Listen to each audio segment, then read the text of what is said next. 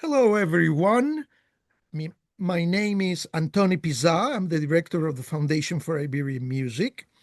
Today is February the 7th, 2026, and I have the great privilege and honor, as they always say, but this time is certainly true, to have as one of my guests Elijah Wald. Elijah Wald, as many of you, if you already clicked on this, you didn't click on this video for me, you clicked on this video for him. And as many of you know, he is a cultural critic, a historian.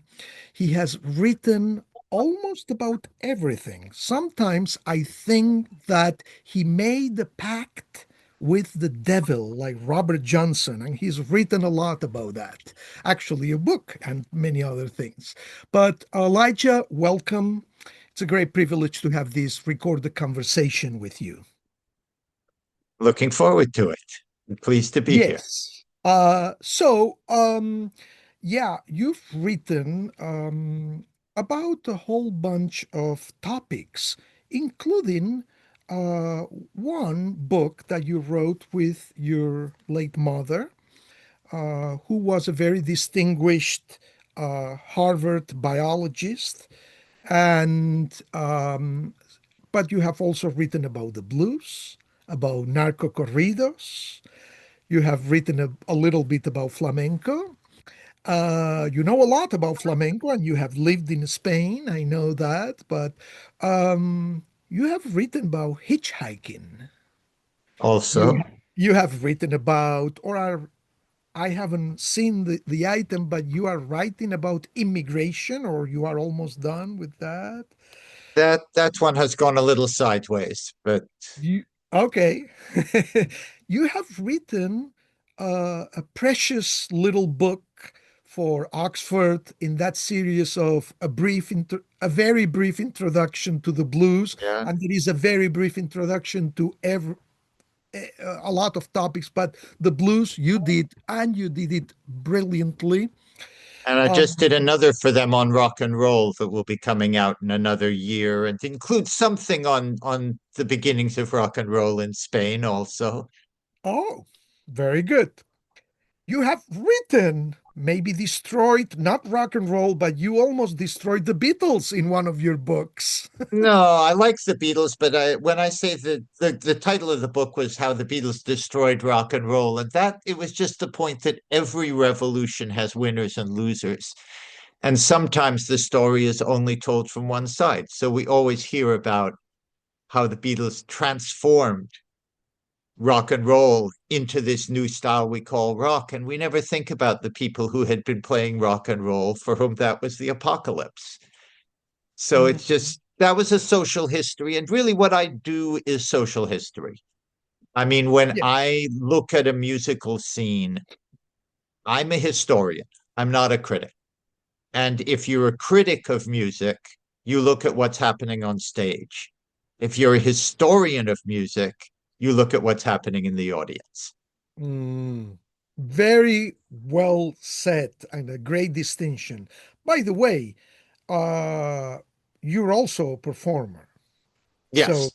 yeah, so And you that's, have, I think, that's what informs that. I mean, my view of musical scenes is often as the guy on stage looking out at the audience and trying to figure out what's going to work for them. mm, And that's what makes a musical scene. The mhm. people on stage are always there because there's an audience out front trying to play what that audience will understand. So, for example, flamenco in New York, you have Juan Serrano recording a flamenco version of Hava Nagila. Ah, This would not have happened anywhere but New York. that's right. Definitely. Yeah. Um, But let's start at the beginning, if you want. Sure. What was it like for you to grow up in a home of academics? You've said in some different contexts that your parents are highly accomplished scientists, not musicians, but they took you to Well, concert. no, my mother actually was a child prodigy on piano. She was from Vienna So, I mean, they were very much into music, but they were into mostly classical music. Classical music, yes. Your father was a Nobel Prize winner too. Yes. Yeah. So, what was it like then for you to grow up in this state? I imagine a stable home, Yeah. the professors, books. There wasn't the internet back then, but whatever was needed was there. And then all Well, of a sudden you have this interest in I'm just going to say, for a lack of a better term, you have this interest in hippies and young culture and well, counterculture. yeah. That came with the territory. My parents were both professors, and it was the 1960s. So, I mean, the student strike, the Harvard student strike, my father was one of five professors at Harvard who supported the student strike. And in 1969, my father gave a talk at MIT against the Vietnam War that became one of the great speeches. The New Yorker published it in full as their talk of the town section. It was made into a record album. And so he was a movement speaker. So, I mean, we were living in that world. My mother's brother was a lawyer first for Cesar Chavez in Delano, and then he was Huey Newton's lawyer. I mean, I was completely in the middle of that world. And I also had an older half brother who played guitar. So, I mean, this was all around me in my household. Mm. I could share a little experience. I grew up on the island of Mallorca in a small town, and one day my brother, who recently unfortunately died at the age of 68, Young. very young to die, just like Yeah. 6 months ago. But uh, when he was 12, that would be maybe 1973 or something like that, 74. He showed up at home with a guitar and the harmonica that you also play, and Bob Dylan, and he started playing Bob Dylan songs. So that Yeah. movement, that mm, of course, Franco was still alive at that point, but the whole revolution of the 60s, the outreach was enormous. Even under Franco in Spain, on an island, in a small town. Well, except Mallorca is not just any island.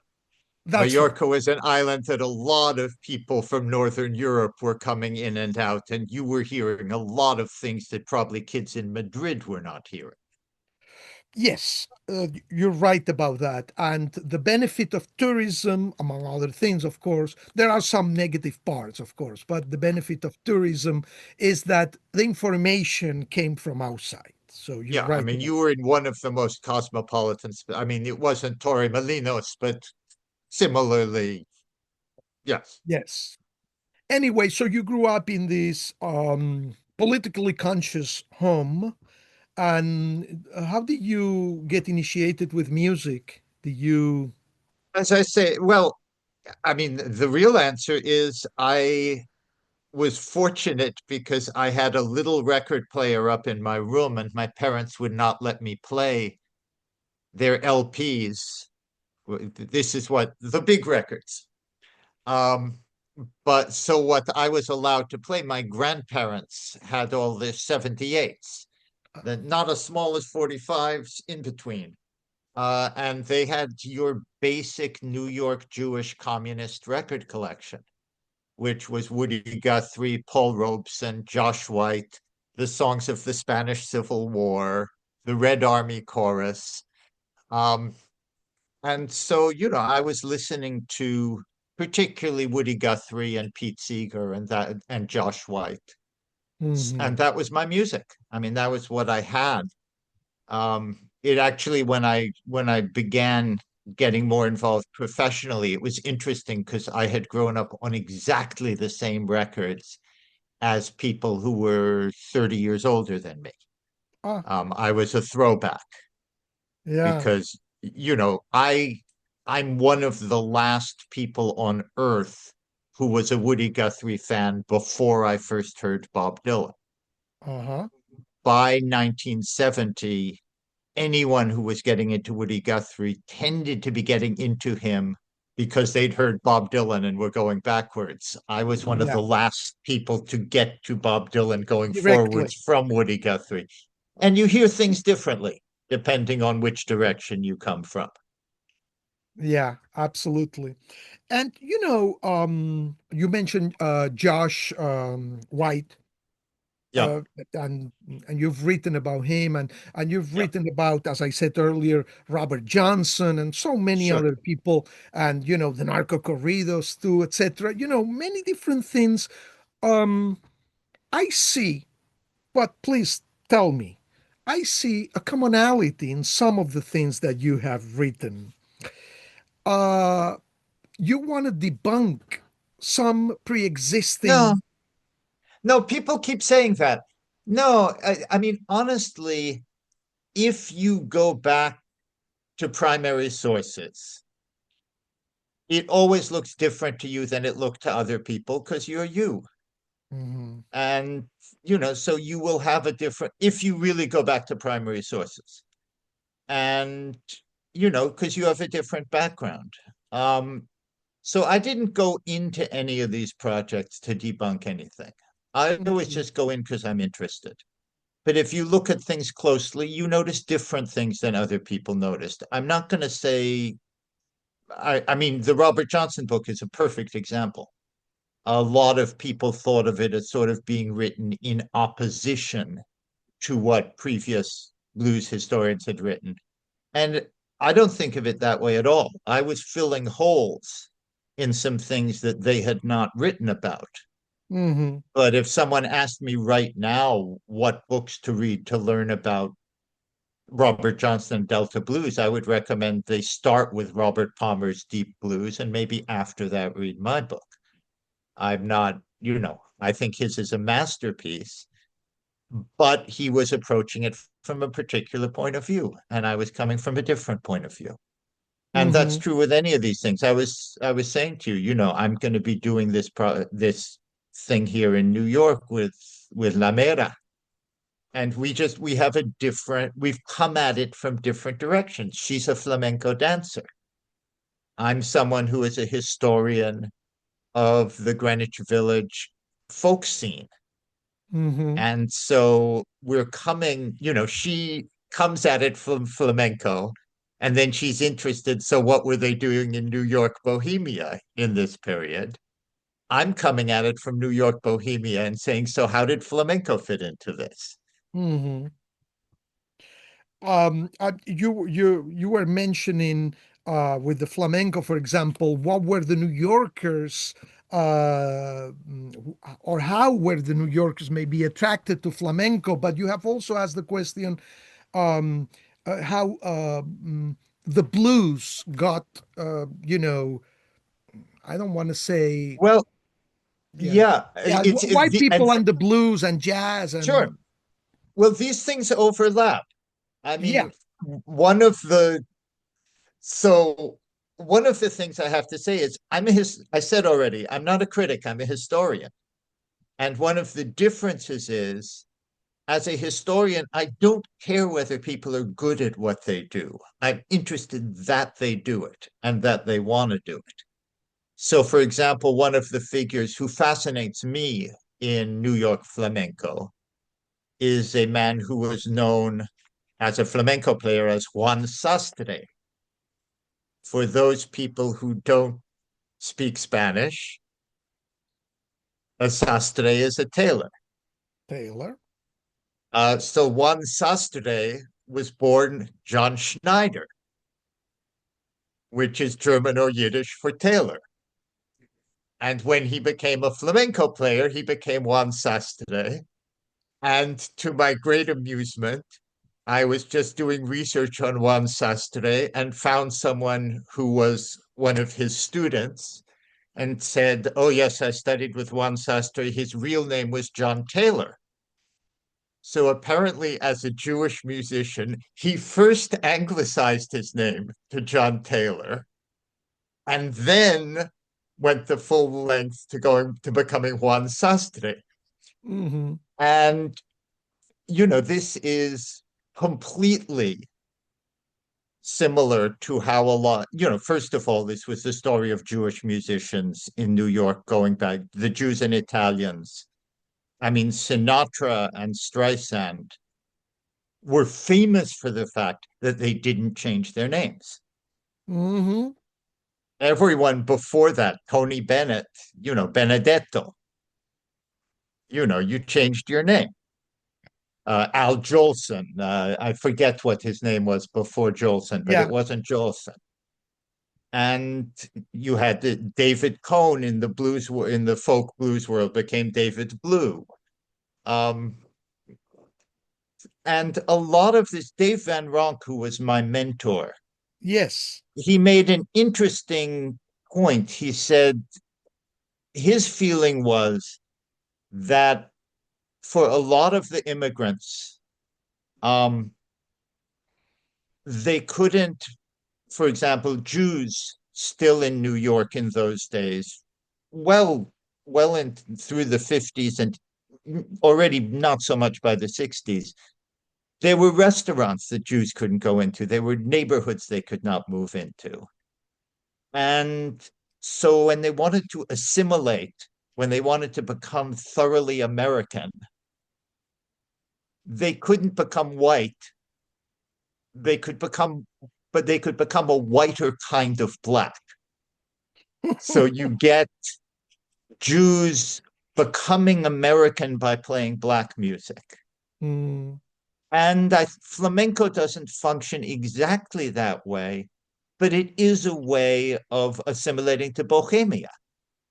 I mean, flamenco, it was a way that instead of just being John Schneider, for a Jew from New York, you could be a romantic Spanish figure, Juan Sastre, which Hmm. was mysterious and romantic in a Hmm. different way from being a Jewish tailor. Hmm. Yeah. Um, so there are overlaps there, and a lot of the audience was that way. I mean, Mera, I'm sure, can speak to this. I mean, Yes. it has not stopped being true. Yes. Absolutely. Um, you And the other, I mean, the first great homegrown New York flamenco star was Anita Shear. I don't know if you know that name. no. This is what fascinates me. Nobody knows these names. Anita Shear was a protege of Carlos Montoya. Hmm. At least according to her publicity, she was the only protege of Carlos Montoya. He had refused to teach Americans because they did not have the real spirit. And Hmm. Anita Shear, again, was a Jewish New Yorker, and she studied with Montoya. She then performed with Montoya already by 1956. Montoya was adding her to his shows, and she played flamenco guitar and also sang flamenco. And she became quite big. She made three or four, five, I don't know, record albums. She ended up in San Jose, California, as the founder of the San Jose Flamenco Society. Mm. But already her first record was in 1958. And so she was already making her own recordings, playing and singing, which is quite unusual in the tradition, and Mm. certainly unusual for Americans to be doing. And she was pretty Hmm. good. Looking for videos of her, you find she also was just doing regular folk singing. Singing Mm. English language folk song is what she's doing in most of the videos. Because again, it's about the audience. Hmm. Hmm. Um, her love was flamenco, but when the folk thing hit, so, okay, so we'll do some of that too. Yeah. Interesting, very fascinating, all this. And there were uh, you you have referred to an event, maybe I should just give a little explanation that we're going to have here on February the 25th, with you in conversation with Kay Meira Goldberg, who is a flamenco dancer, and also a dance scholar, and he's written about some of the intersections that you are describing. Although, as you pointed out, she comes from one point of view, you come from a different point of view as far as the flamenco in New York. So Yeah, I'm we looking actually forward. overlapped. We overlapped You because do, I think. I had got my hands on this collection of photographs from the New York folk scene in the late 1950s, 1958, 59. And in with all the pictures of folk music were a bunch of photographs of juergas, flamenco dance parties, not concerts, Mm, but parties. And I don't remember how I linked up with Mera, but that was how we linked up because there were no other pictures from that period. mhm, And so I was trying to figure out who these people were. And she was also fascinated. And she then found some of the people in the photographs and they identified some of the other people. So that's how we came in contact. And, finding these worlds because when she was interviewing some of the older people who had been on the New York flamenco scene, and of course, now that she had pictures, she could show the pictures and they would go, oh, yeah, that's so and so. And then, have mm. that conversation. Amazing, yeah. Well, it seems that Greenwich Village, um, the west side of Lower Manhattan, was an extremely accepting place because he had the folk scene, he had a bit of the flamenco scene, he had the artists, he had the intellectuals since the 30s, maybe, or maybe, Earlier, yeah, earlier, yeah. And of course, then the Stonewall generation, and absolutely. all of them, and this is what probably we could explore in this you guys could explore in that conversation that we have organized on February the 25th. All these worlds uh, have a certain confluence because um, there was an old Spanish restaurant that then became a flamenco kind of tablao, and then in 68 or 69, something like that, became a gay bar, and it's still open. It was back in Sure. the day was called El Chico, the lad or whatever, and now it's called the monster. And so this place has been open for, I want to say, 70 or 80 years, and it went from restaurant to tablao, or show play, a place for shows. And then eventually, when the Stonewall generation kind of developed and blah blah blah, became a gay bar, and it's still a gay bar to this day. Yeah, no, I mean, Greenwich Village, it was a black neighborhood and then it became an Very good. immigrant neighborhood. And in both cases, it used to be cheap. I mean, that's why the artists moved in, Not because it anymore. was cheap. Yeah, yeah. No, I mean, my father got his first apartment. He grew up in Brooklyn, but his first apartment away from home was in Greenwich Village in the Wow. 1920s. And in those days, it's interesting how these things happen. The 1920s was the time of prohibition. And the reason Greenwich Village was a hot spot at that point was it was full of Italians who were making their own wine so that you could get cheap Italian red wine all over the place that people were making, or their cousin was making it over in Brook. You have to remember in Queens still, I mean, Tony Bennett grew up on a farm in Queens where they were making their own wine from their own grapes. Mm. Not I milk. mean, It was a farm, but instead of milking milk, they were they might making have had wine. both. They were Italians, come on. And that's also absolutely basic to what happened then with the poetry and all of that, because being Italians, they had espresso, they Mm. had cafes. I mean, it's much harder to turn an Irish neighborhood into a bohemian area than an Italian neighborhood. An Yeah. Italian neighborhood, they already have cheap food, spaghetti, they have spaghetti, they have wine, they have coffee. It was easy for it to mutate. Yes. And flamenco fitted well into that. From the earliest period, I mean, flamenco, one of the things that, there are different worlds. So that, for example, Mera is looking at dance. To do dance, you have to have space. Not a lot of space, but some space. Whereas flamenco guitar, you can simply stick in a corner of a cafe or a restaurant or a bar, and it simply makes the place seem more romantic. Hmm. So flamenco guitarists were all over the place, just as sort of, something that adds a little bit of bohemian atmosphere in a Hmm. corner of a cafe, in a corner of a restaurant. And then when the folk scene came in, it was easy to mix. So Hmm. you have Juan Serrano, for example, at the bitter end in a double bill with Woody Allen. You have Woody Allen doing comedy, and then you have some flamenco guitar.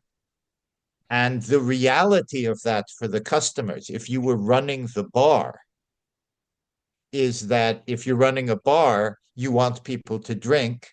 If you want people to drink, you want them to talk because that makes them thirsty. A comedian is bad for that. So the comedian brings them in the door. And then you put on a flamenco guitarist, and people start feeling like it's a party and they order Exactly. another round of drinks.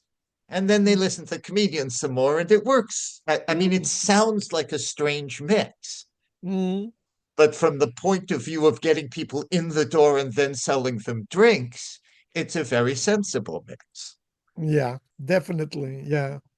Yeah. And speaking of Greenwich Village and that bohemian atmosphere, you co-wrote with Dave Van Rong, and you call him your mentor or Yeah, teacher, and you yeah. co-wrote, yeah, you He was my co-wrote, teacher, mentor, friend. He was almost like a second father to me. I learned so much from that man. yeah, and you co-wrote the Mayor of McDougal.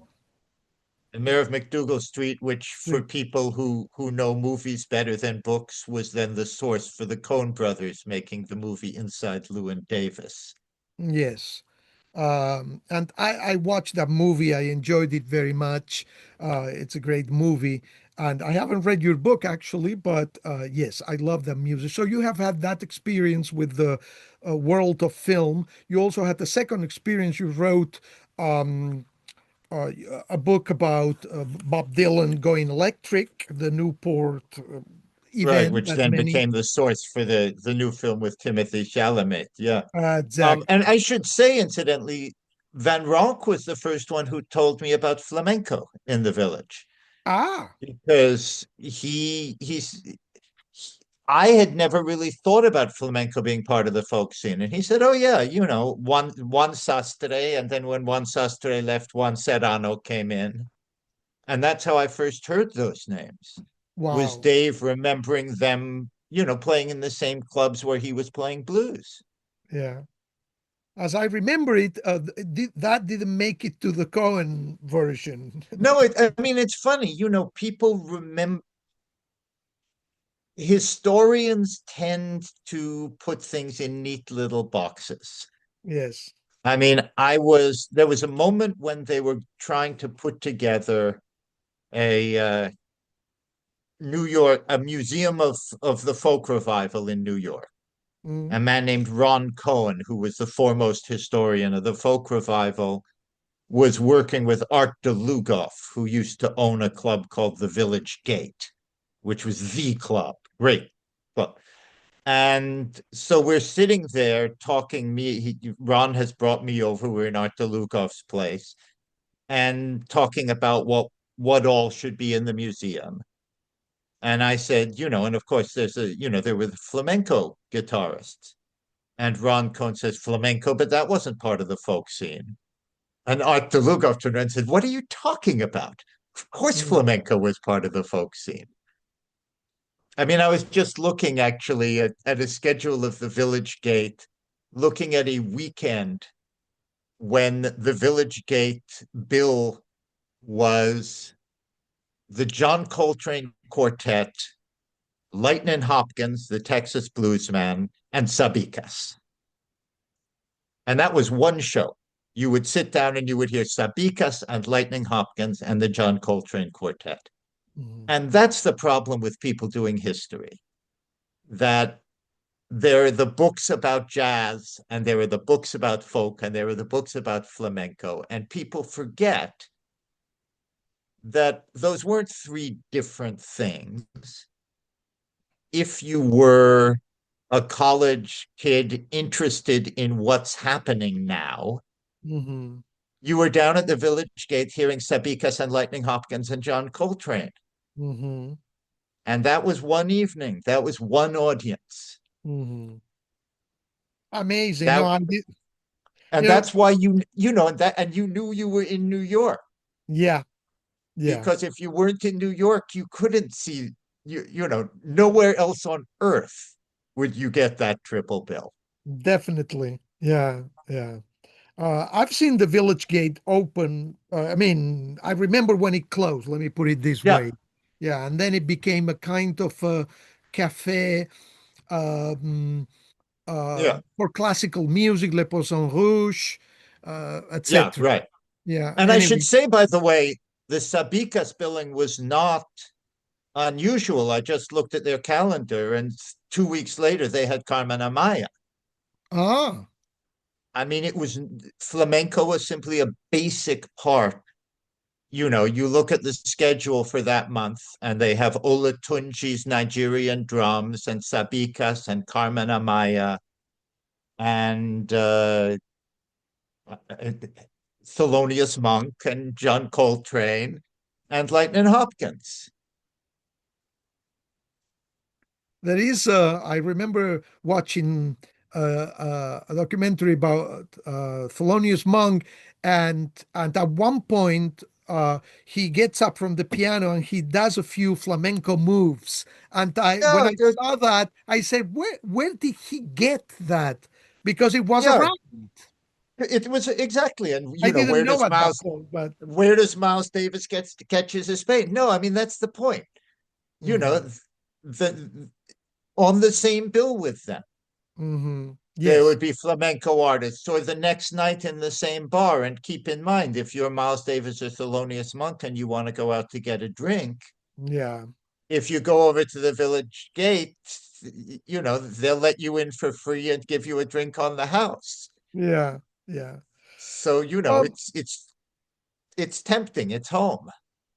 Moving in a different direction a little bit, you spent some time traveling. I think that you've said that you spent 12 years traveling, or I might have. That's roughly right. Yeah. Okay. And eventually you settled for a little bit in Spain, right? Not eventually. Spain is actually where I started. Okay. Um, Tell us a little bit and about that experience. yeah, well, so I had 1 year of college. I went to NYU for 1 year because I wanted to study guitar with Dave Van Ronk. At the end of the year, he told me he was done with me, so I left college.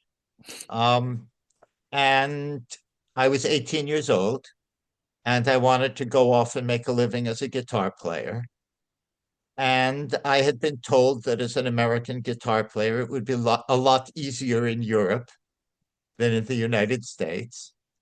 And so I went to Europe, and it was already late November. So I needed to go south where it was warm.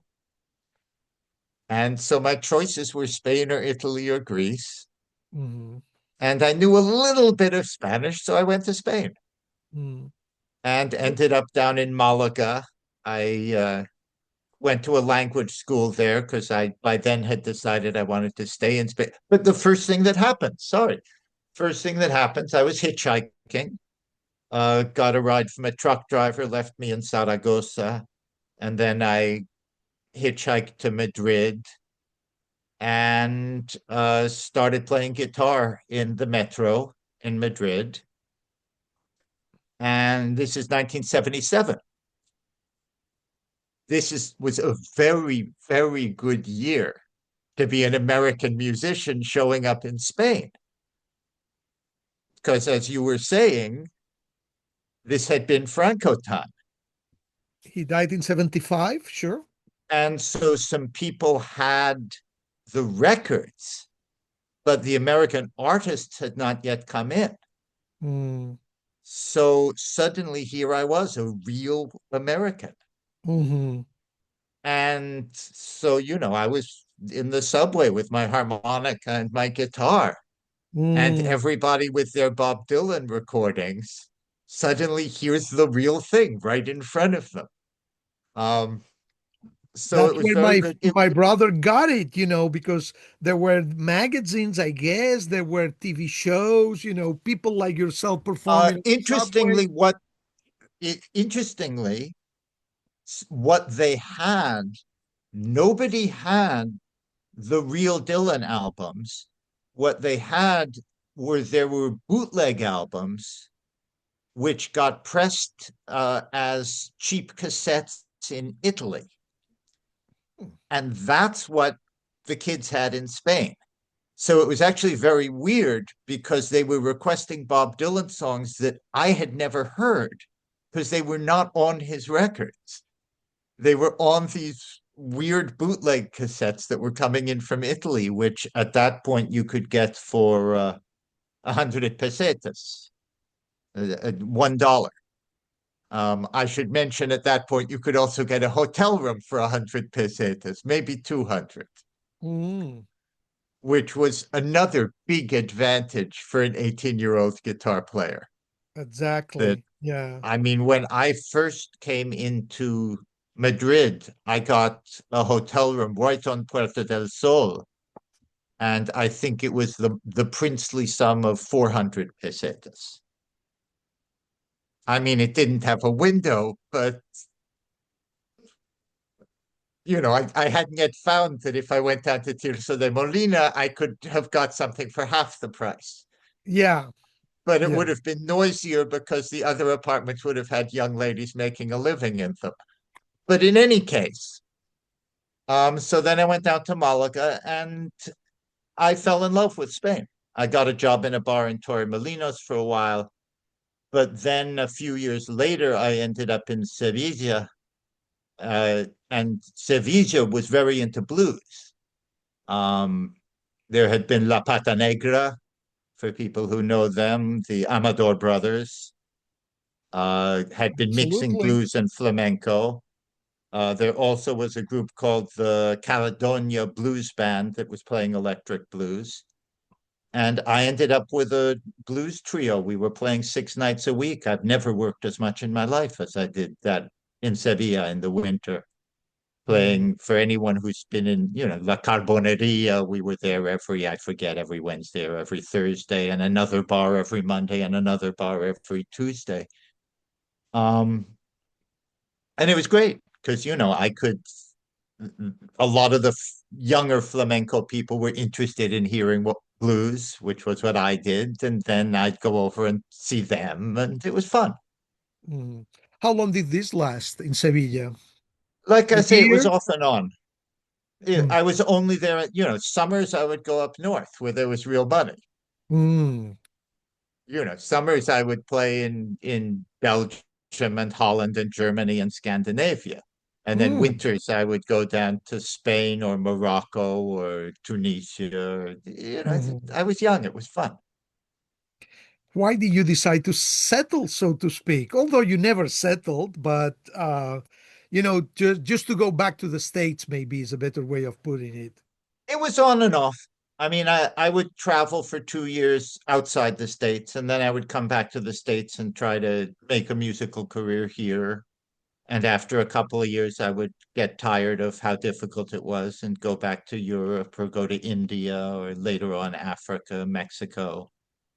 I mean, for an American guitarist, it was easier anywhere else. And also just as an American. I mean, if you are hitchhiking in a foreign country, people pick you up and take you home because you're interesting. If you're hitchhiking in your own country, you're just a bum. Yeah, yeah. Yeah, it's true. I don't think people hitchhike anymore for whatever the reasons, but I'm also from the generation that kind of caught the hitchhiking idea. I think I'm kind of the latest part, at least in Spain.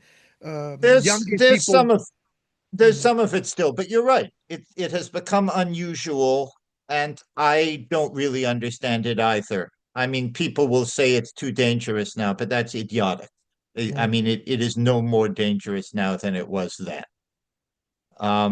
I think people are more paranoid now. I think also transportation, in Spain in those days, it was really hard to hitchhike, I have to say, because, coming out of the Franco period, it was still a very poor country. mhm, I mean, if you were hitchhiking in Spain, you would watch cars going by, and every single car would have six people in it mhm, because there weren't a lot of people with cars. mhm. I mean, there were people on mopeds, and there'd be three people on it. Mm. And those Um, cars were very small. The Seat yeah, 600 yeah, they were small. seiscientos. Though I have to say, I had a friend who also was hitchhiking around with a guitar, and he was blonde, and it was a lot easier for him. I Ah, looked like I could be Spanish. So, yeah, no yeah, one, yeah, yeah, and like I say, that wasn't interesting. yeah. But you can still hitchhike. I mean, I've hitchhiked in the last couple of years. Mhm. You can still do it. I You I have, recommend that all the 18-year-olds should get out and give it a try. yeah. You have written a huge amount of books. Really, you're very prolific, and all of your books have been very successful. And well, how do you Some find it yes, some no.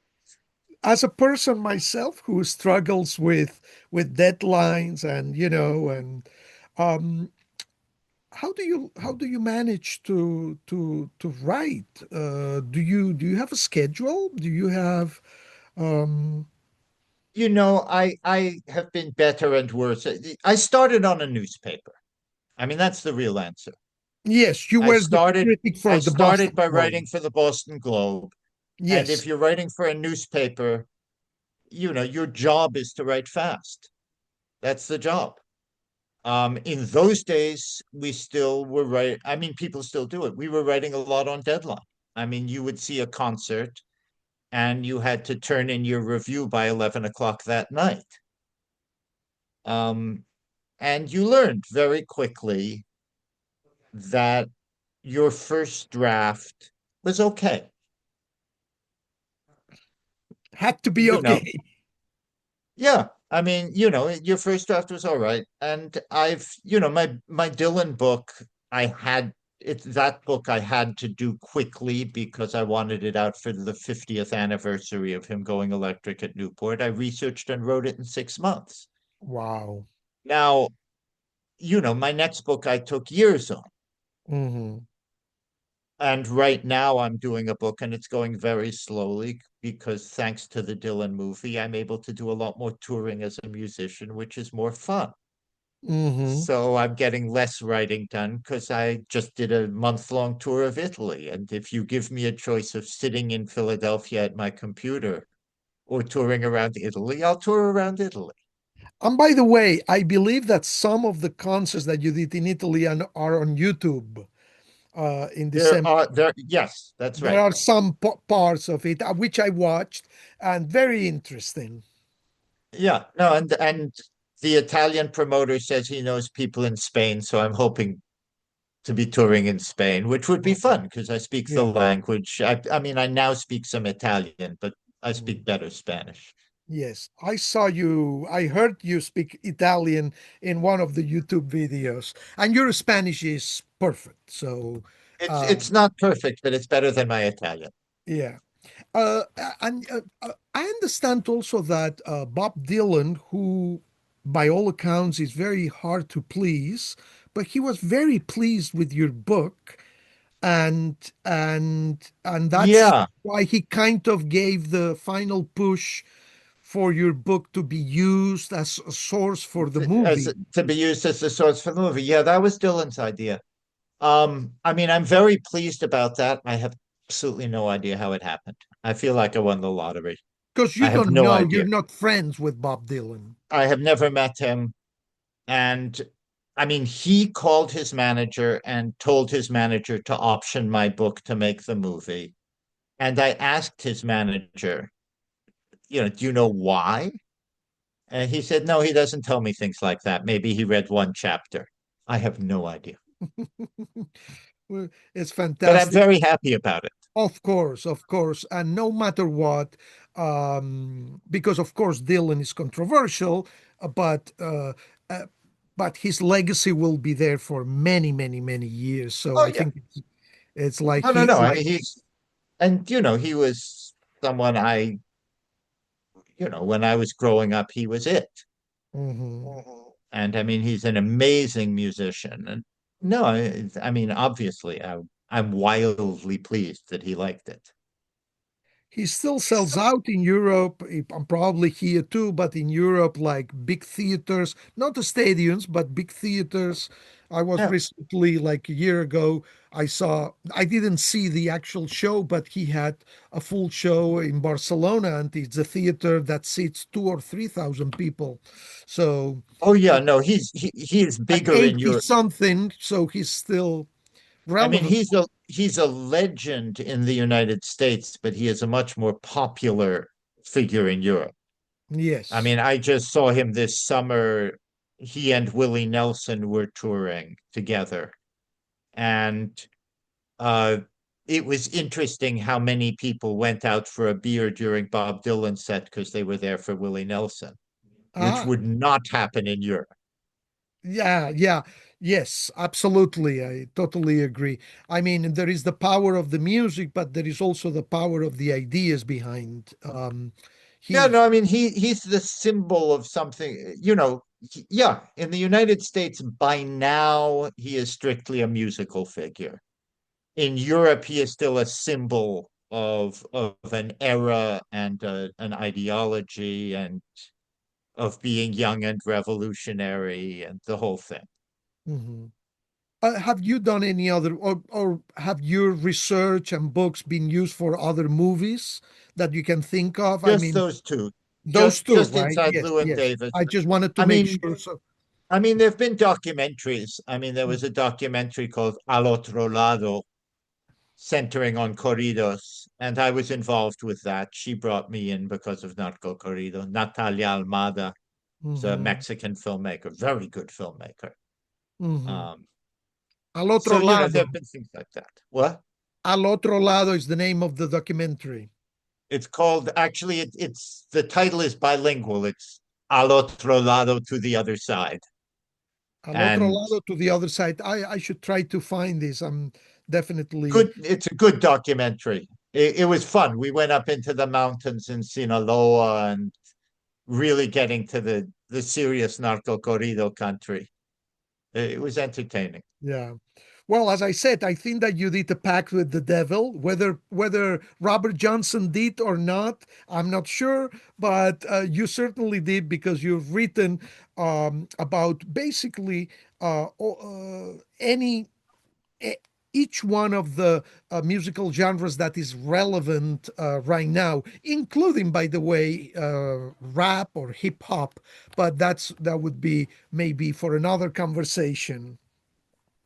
Though, I mean, very clearly related. I mean, people have forgotten the extent to which flamenco, when it was real flamenco, forgive me for phrasing it that way, but I mean, flamenco has completely changed, and the traditional flamenco pretty much does not exist anymore.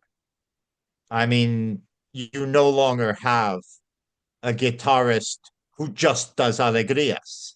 Mm, Now a guitarist, if you're going to be a professional at all, you have to play all the palos. But that didn't used to be true because it wasn't about that. mm, The guitarist's job was just to be the accompanist, and the singer was the person who mattered. And the singer was not singing Garcia Lorca. The singer was making up lyrics about what was happening around him or her in that moment, like rap. mm. I mean, it was a world where it didn't matter that the music change. You didn't have to have lots of interesting kinds of music. You could just have an alegrias, which was generic. You wouldn't work out the thing together with the guitar player. You would just say, play me an alegrias, and you would start singing lyrics that I fit the think, moment over that, and you might never have met each other. I mean, you could walk up to a guitarist you'd never met and say, play an alegrias, and sing, and you would improvise lyrics over it, like blues, yeah. like rap. See, well, there is a logic behind everything that you've done. And on that note, maybe we could stop here. It's been Sure. a great pleasure. I just feel so sorry that you've written so much and your scholarship is so wide and deep that obviously I could be talking with you and learning from you for another 5 hours. So maybe we'll have, when we meet on the 25th, I'm sure that we'll keep having this conversation, but off the record, not being recorded. So thank you so much, Elijah. Thank you. That was fun. Thank you.